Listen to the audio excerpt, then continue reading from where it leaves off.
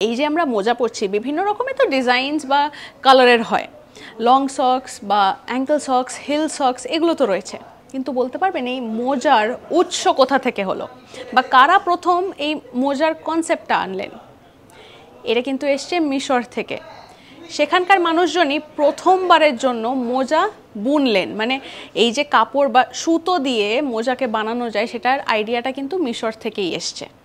তার আগে কি ব্যবহার করা হতো? পাকে ঢেকে রাখার জন্য মূলত পশু প্রাণীদের ছাল বা চামড়া আর গাছের পাতা বা শেকড় বাকড় এইসব দিয়ে কিন্তু মূলত পাকে ঢেকে রাখা হতো।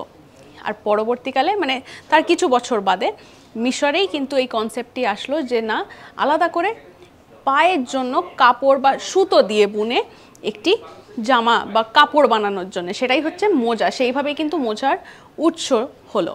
আর এখন তো বিভিন্ন ধরনের মোজা হয়ে গিয়েছে, সেটা তো আগেই বললাম।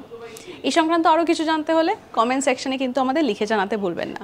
লাইক, শেয়ার, সাবস্ক্রাইব করুন এবং সঙ্গে রাখুন আজ তক বাংলাকে।